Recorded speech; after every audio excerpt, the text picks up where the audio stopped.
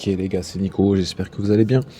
On va refaire un petit point en podcast, un format que j'avais un petit peu abandonné. Les derniers podcasts datant de cet été, je crois, au mois d'août, juillet-août. Donc là déjà, on est en 2024, donc je vous souhaite à tous une très très bonne année. Une excellente année, amour, gloire et beauté, santé, prospérité, sérénité, tout ce que vous voulez. Et donc j'aimerais faire un petit point un peu sur ce qui s'est passé sur le marché des cryptos notamment, et pas que, mais surtout parce que tout ce qui s'est passé sur les cryptos quand même a été assez intéressant. Je me souviens que cet été sur Bitcoin on était aux alentours des 30 000 $. Beaucoup pensaient à une envolée directement vers les 40, 50, 70 000.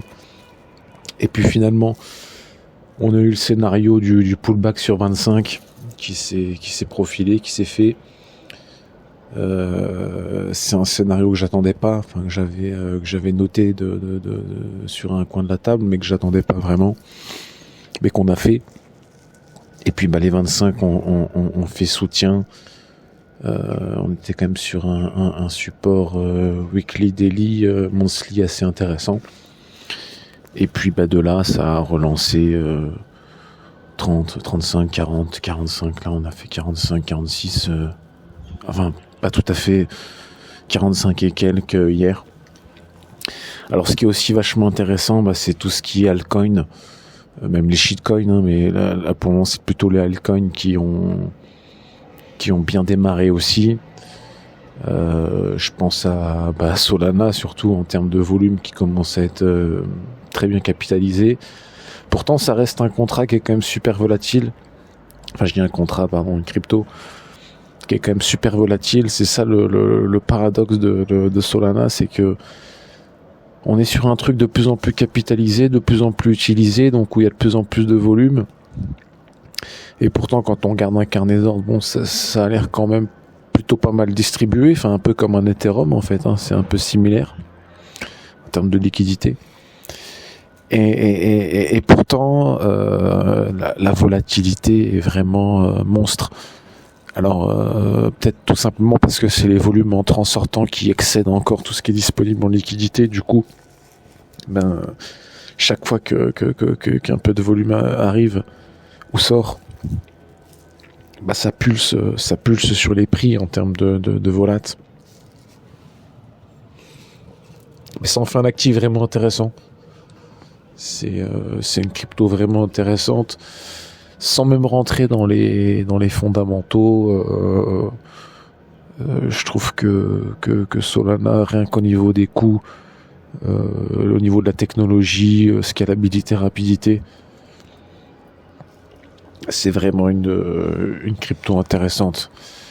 Et moi je m'y suis penché tardivement, puisque je l'ai re-regardé une fois qu'on a commencé à dépasser les 50 $. On venait quand même de 8 $. Souvenez-vous, sur les bas on était à peu près à 8 $. Sur les plus hauts je crois qu'on était à 200, 240, 260, je sais plus. Excusez-moi, je suis un peu enrhumé. Ça s'entend. Et du coup, voilà, on est remonté très vite 8 $, 10 $, 20 $. 20 $, on est monté très vite à 50. Et après 50, on est monté assez rapidement aussi en quelques semaines, 60, 70, 80, 100. Et puis on a fait le pic, un premier pic sur les 100, 127, 130, je crois, ou 140, je sais même plus. Et là, on est revenu pullbacker la semaine dernière pour clôturer l'année un petit peu sous les 100, et ça a relancé. Et là, on est à 108, il en est à 100, 115, bref. Et du coup, je trouve que c'est une crypto vachement intéressante parce que ça relie vraiment pas mal d'éléments clés pour moi, selon ma stratégie là que je vous ai détaillé dans le PDF que je vous ai balancé hier. Donc je vous encourage à regarder Solana et même en acheter d'ici notre financial advice, mais quand même c'est Même encore en ce moment à 108, je me dis rien que si on vise en ATH, il y a des choses qui peuvent être intéressantes. Donc ça a la capacité, je pense que c'est une crypto qui a la capacité de monter bien plus haut. Alors je dis pas, on va pas faire du x20, x50, x100 comme un shitcoin, quoique on ne sait pas, mais des x2, x5, x10, on les a déjà fait, vous me direz, on a déjà fait un x10 depuis les bas. Et là actuellement, oui, on est sur 108, de là à ce qu'on aille à 300, 400, 500, enfin c'est pas impensable du tout, c'est même plutôt probable. Dans les semaines là, c'est pas impensable. Dans les mois, les semaines, c'est pas impensable du tout. Il suffit que Bitcoin passe au-dessus des 50 et rejoigne CATH, et je pense que là tous les altcoins qu'on commençait à suivre la première vague en fait. La première vague, on a eu la première vague de Bitcoin. Allez, on va dire 25-30 jusque 42-45. Les altcoins ensuite ont mis une grosse vague.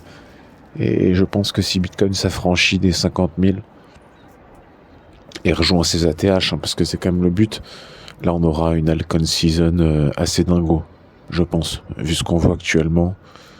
Alors que Bitcoin et Ethereum, Ethereum c'est encore pire, il reste sur les 2002-2003, bon. Bitcoin, finalement reste sur 45 000. On est quand même 25 000 $ en dessous des ATH. Mais voilà, quand je regarde ce qui s'est passé sur les altcoins récemment, ces dernières semaines, excusez-moi, quand je vois ce qui s'est passé par exemple, pas que sur Solana, mais sur pas mal d'altcoins, Atom, puis plein d'autres, où on est finalement on est passé des abysses à des cours quand même vachement intéressants. Du coup voilà, ça relance vraiment tout le game des cryptos et ça fait plaisir. Surtout pour ceux qui avaient conservé un peu ou beaucoup dans un bag tranquillement le temps que l'hiver passe. Et là je crois que l'hiver est définitivement terminé. Le bull run a commencé. Et là voilà, on n'est plus dans des bull traps, même s'il y aura toujours des traps, mais on n'est plus dans du... Là je crois que le train est lancé. Voilà. Et bon, je suis pas le seul à vous le dire, mais moi-même qui va souvent chercher la petite bête, qui va souvent chercher le piège, qui va souvent chercher le market making, là quand je vois que tous les intérêts s'alignent, je parle même pas des régulations, des régulateurs. On refera un point là-dessus. J'ai 2-3 collègues qui m'ont demandé un point là-dessus. Je referai un point là-dessus, mais rien qu'en termes de technique, c'est vraiment c'est fuckingly bullish quoi. Donc voilà. Je vous remercie pour votre attention. Je vous embraye avec un prochain podcast très très vite. Merci beaucoup.